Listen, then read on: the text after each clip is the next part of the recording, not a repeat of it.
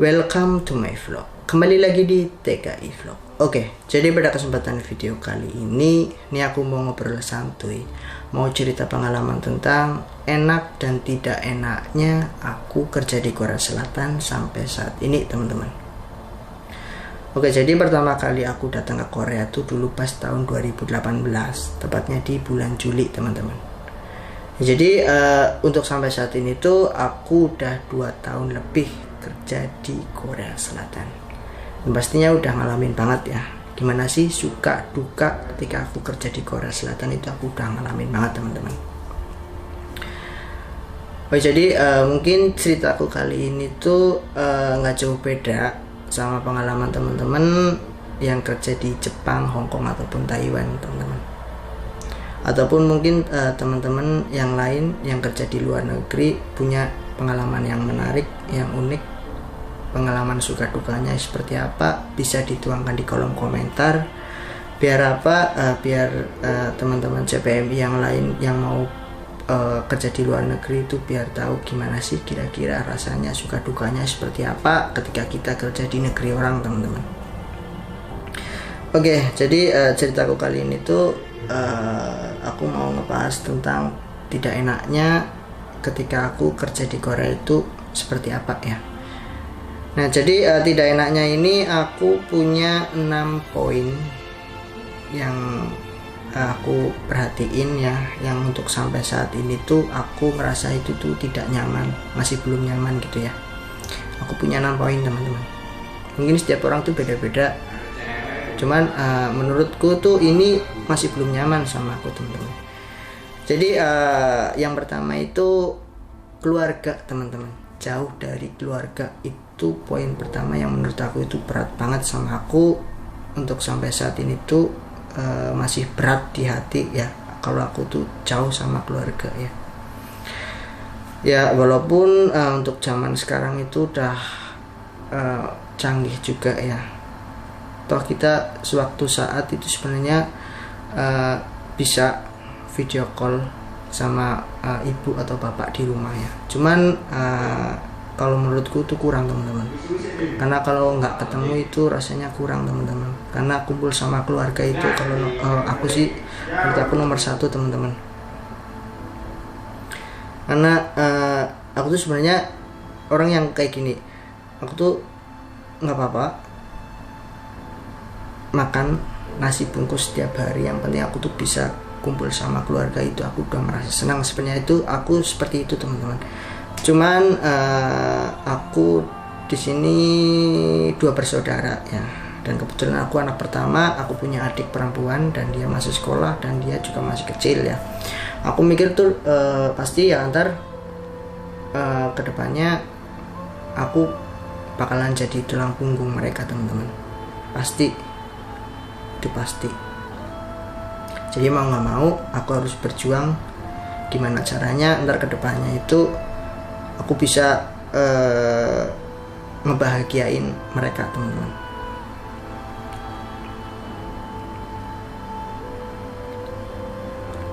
Ya kalau ngomongin keluarga, jujur aku ringkih ya, sedih. Karena menurut aku tuh keluarga itu segalanya, teman-teman. Apalagi kita harus jauh sama keluarga. Tapi untuk posisi sekarang yang aku alamin itu aku lebih kayak ke bersyukur, teman-teman. Bersyukurnya kenapa? Karena aku tahu banyak teman-teman di luar sana itu yang menginginkan buat kerja ke Korea Selatan, dan untuk sampai saat ini tuh masih gagal. Itu banyak, teman-teman. Entah itu gagal dari ujian EPS topik ataupun medical check up-nya, itu beribu-ribu orang itu banyak yang gagal, teman-teman. Dan aku salah satu orang yang beruntung yang diizinkan sama Allah Subhanahu wa Ta'ala buat bisa kerja di Korea Selatan, teman-teman. Aku merasa bersyukur banget. Jadi aku harus manfaatin waktu sebaik mungkin selama aku di Korea Selatan ini, teman-teman, buat ngebahagiain keluarga. Itu. Nah, jadi itu poin pertama. Dan yang keduanya itu pas kita lagi sakit, teman-teman. Ya, Aku pernah ngerasain gimana rasanya sakit di negeri orang yang jauh sama keluarga. Itu aku pernah ngerasain teman-teman. Dan itu benar-benar kita apa-apa harus sendiri teman-teman. Kita ke rumah sakit sendiri, kita sakit nggak ada yang ngurusin karena kita jauh sama keluarga. Ya mungkin ada teman juga, cuman nggak sepenuhnya teman itu bisa ngurusin kita teman-teman. Toh teman juga itu punya urusan masing-masing, punya pekerjaan masing-masing di sini yang harus dia kerjain teman-teman. Jadi nggak sepenuhnya itu kalau misalnya kita sakit teman yang ngurusin, itu enggak teman-teman. Kita ya sebisa mungkin kita harus sendiri teman-teman. Itu yang kedua. Dan yang ketiga itu cuaca teman-teman.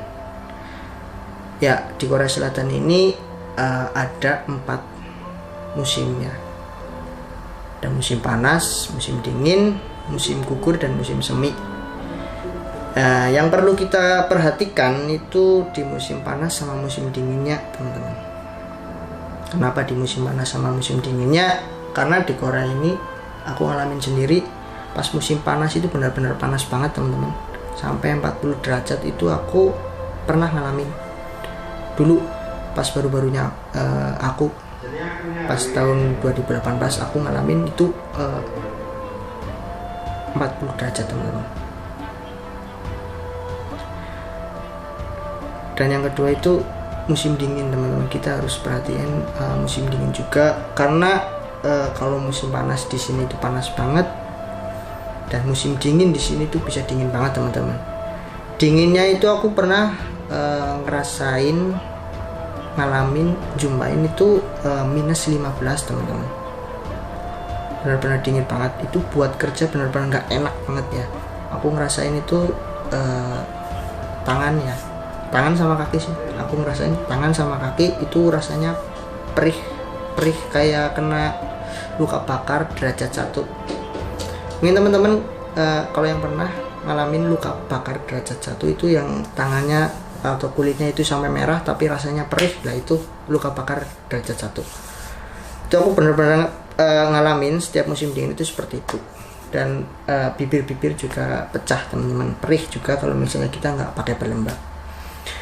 Bahkan dulu seniorku sering, aku kan asrama sama pabrik itu kan nggak terlalu jauh banget, itu 1 menit lah aku jalan kaki itu nyampe. Nah di tengah perjalanan seniorku tuh sering teman-teman, di tengah perjalanan itu saking nggak kuatnya kedinginan itu dia sampai mimis teman-teman. Tapi alhamdulillah sih aku nggak pernah, dan jangan sampai seperti itu ya. Itu ada temanku senior dulu sampai mimisan teman-teman, itu nggak kuatnya dinginnya itu seperti apa. Oke, jadi seperti itu ya. Yang ketiga cuaca, dan yang keempat ya, kalau ngomongin sama masalah pekerjaan, jujur di Korea Selatan itu menurut aku itu 2 kali lipat lebih berat kerja dibandingkan di Indonesia. Aku dulu pernah kerja di Indonesia ya, nggak terlalu berat sih. Cuman ketika aku masuk ke Korea Selatan dan aku langsung terjun ke dunia kerja, aku ngalamin yang bener lebih berat 2 kali lipatnya teman-teman, jujur. Ya mungkin ada juga yang ringan, itu tergantung pabriknya sih, dapatnya pabrik apa. Kebetulan aku dapat pabrik yang 80% itu manual teman-teman, manual, bener-bener manual. Itu aku di pabrik keramik ya, bener-bener manual. Debu juga tebal banget karena itu di pabrik keramik. Cuman nggak apa-apa, kalau aku pikir itu ya sepadan sama upah yang kita dapat. UMR di Korea Selatan itu berapa kalau dirupiahkan, itu sepadan sih. Walaupun kita capek, tapi upahnya itu sepadan. Kita harus tetap bersyukur dan tetap semangat sih. Kalau cerita masalah pekerjaan itu seperti itu ya, berat gitu. Untuk poin yang kelima ya, itu aku masih terkendala sampai saat ini tuh dari segi makanan teman-teman. Jujur dari segi makanan ya, jujur untuk sampai saat ini tuh aku jujur masih belum doyan yang namanya kimchi. Itu aku udah 2 tahun lebih di sini, setiap hari ketemu kimchi, tapi aku masih belum doyan yang namanya kimchi. Nggak tahu kenapa. Ya itu.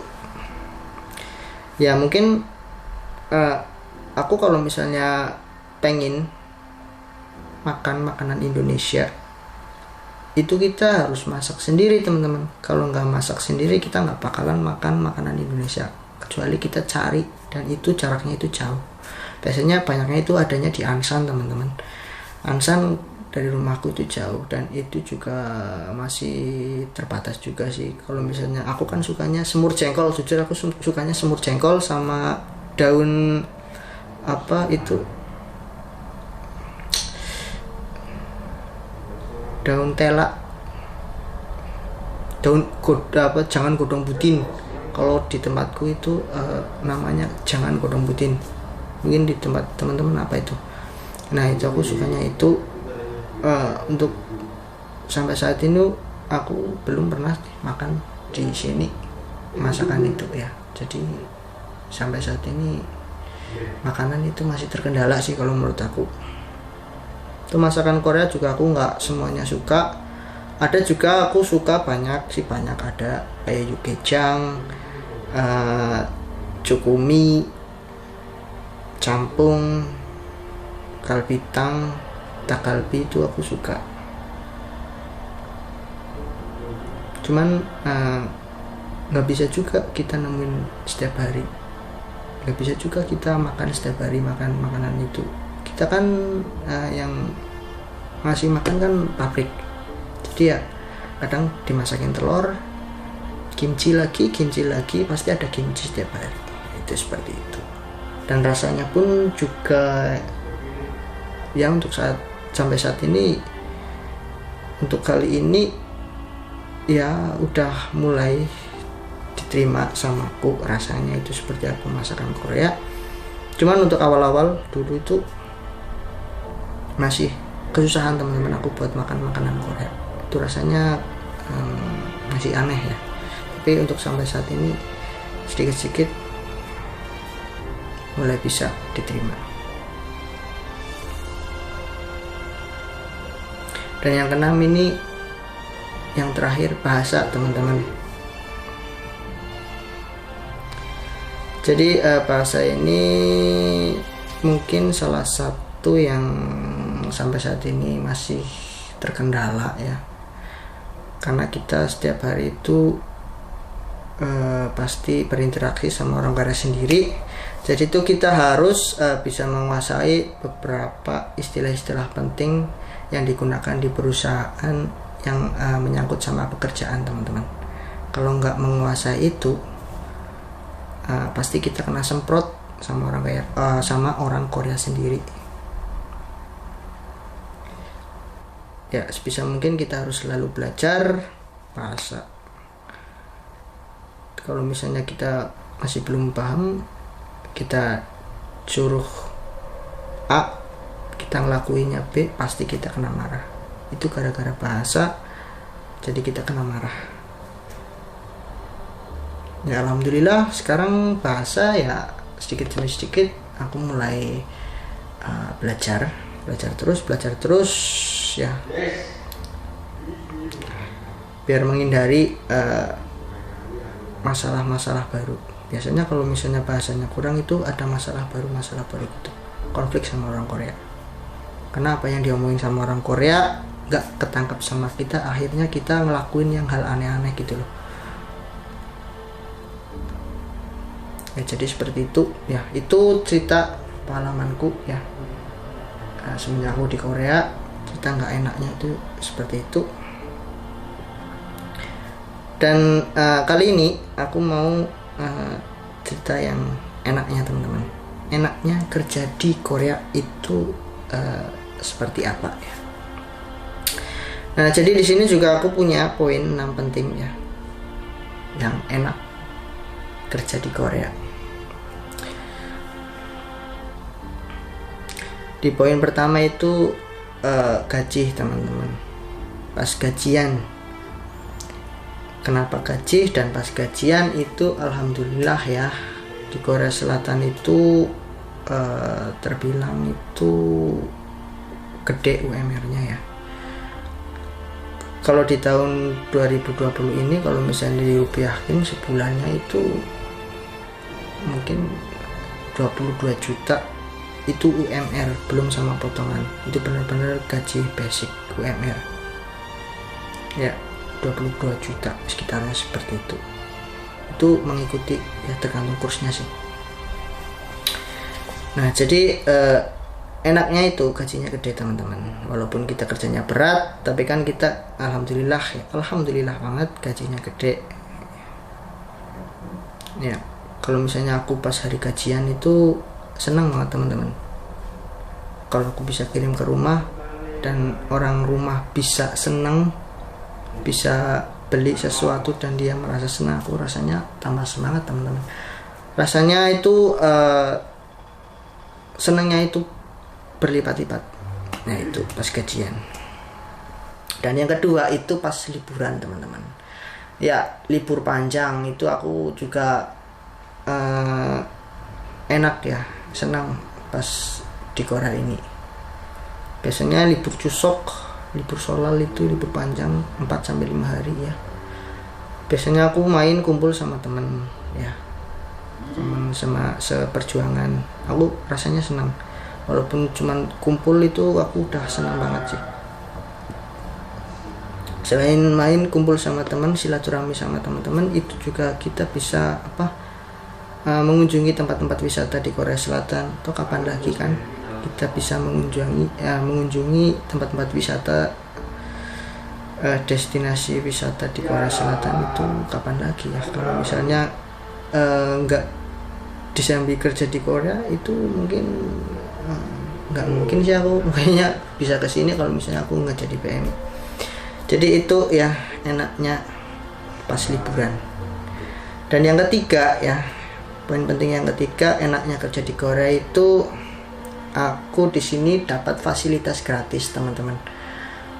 Ya, jadi aku di sini dapat fasilitas gratis, alhamdulillah. Dari segi tempat tinggal itu aku tempat tinggal di asrama dan itu enggak dipungut biaya, itu benar-benar gratis. Dan aku dijatah beras juga teman-teman. Kebetulan juga di sini kan beras mahal ya, karena kebutuhan pokok juga. Nggak jauh beda sama di tempat kita. Di sini juga mahal beras, jujur. Nah, alhamdulillah aku dapat fasilitas beras itu gratis. Kalau misalnya habis, kita tinggal ngomong sama orang Korea, ntar dikasih. Jadi tempat tinggal gratis, fasilitas tempat tinggal gratis, terusan dapat jatah makan juga 2 kali sehari. Gas juga aku nggak bayar, gratis ya. Alhamdulillah fasilitas cukup memadai di sini ya. Nah, jadi poin yang keempat, enaknya kerja di Korea itu kita bisa dapat kukmin selama kontrak kita berlangsung teman-teman. Jadi kukmin itu kayak tabungan kita.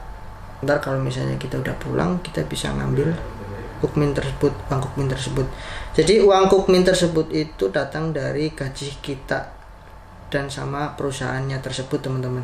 Jadi tanpa disadari ntar kita kalau misalnya pulang kita dapat uang kaget. Contohnya kayak istilahnya itu kayak uang kaget teman-teman. Jadi itu 50% itu dipotong dari gaji kita dan 50% itu dari perusahaan teman-teman. Jadi kalau misalnya aku potongan kukminnya itu dari gajiku, slip gajiku itu 100.000 won, otomatis perusahaan juga ngasih 100.000 won teman-teman. Jadi kalau misalnya potongan kukminya di slip gajiku itu lebih banyak, lebih tinggi, itu otomatis perusahaan juga akan ngasih lebih tinggi teman-teman. Itu enaknya kerja di Korea itu seperti itu. Kita dapat kukmin, alhamdulillah. Selain kukmin juga ada Twejikam juga, itu kayak pesangon gitu, kita juga dapat teman-teman. Gonggang bohong kita asuransi kesehatan kita juga dapat, alhamdulillah. Di sini itu enaknya kerja di Korea. Nah terus yang kelima ini sebenarnya buat teman-teman yang pengen kuliah ya. Sebenarnya di sini itu kerja sambil kuliah itu bisa. Di sini banyak banget universitas terbuka yang bisa teman-teman kuliah di situ ya,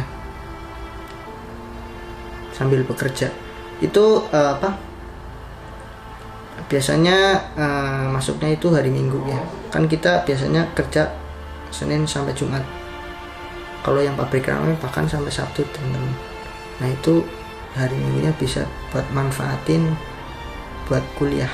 Jadi enak di sini seperti itu ya, enak. Jadi bisa kuliah juga kalau yang pengen kuliah, enaknya di situ.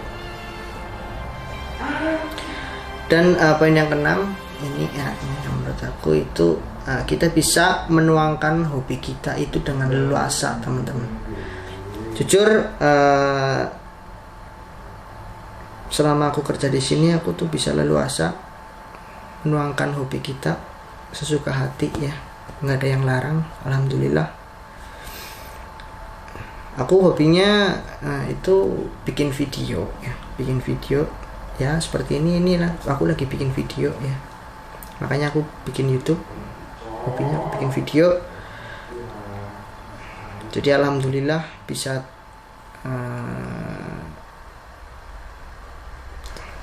menuangkannya dengan leluasa, nggak ada yang melarang.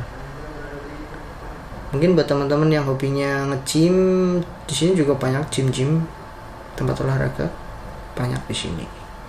Ataupun mungkin buat teman-teman yang hobinya main musik, di sini kan internetnya cepat ya, bisa disalurkan ke YouTube, itu bagus juga gitu. Jadi seperti itu ya, 6 poin enaknya kerja di Korea Selatan dan 6 poin tidak enaknya kerja di Korea Selatan. Itu menurut aku itu seperti itu. Mungkin cerita pengalaman teman-teman itu berbeda ya. Itu sedikit cerita pengalaman tentang suka duka aku selama di Korea Selatan, itu seperti itu. Makasih buat teman-teman yang udah nonton cerita pengalamanku tentang suka duka di Korea Selatan itu seperti apa selama 2 tahun aku kerja di Korea Selatan. Makasih ya. Jadi mungkin monggo silakan buat teman-teman yang mau share, silahkan di-share ke semua sosial media teman-teman. Biar apa? Biar CPMI atau teman-teman yang pengen kerja ke luar negeri itu bisa ada gambaran ya, sedikit ada gambaran gimana sih enak tidak enaknya ketika kita kerja di luar negeri itu seperti apa ya. Terima kasih buat teman-teman yang udah nonton. Jangan lupa untuk subscribe, dukung channel ini ya. Aku bikin channel ini maksudnya niatnya sih pengen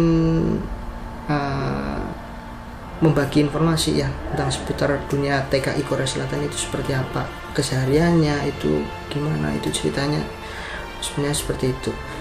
Jadi mohon untuk di share ya, mungkin buat teman-teman CPMI yang lain yang pengen berangkat ke Korea Selatan dan dalam proses, semoga dilancarkan semuanya, cepat berangkat ke Korea. Dan semoga COVID-19 ini cepat dihilangkan dari muka bumi ini, biar semua aktivitas, semua hal-hal yang tertunda sampai saat ini tuh bisa kembali lancar lagi. Makasih buat teman-teman, sehat selalu, jangan lupa tersenyum. Annyeonghaseyo.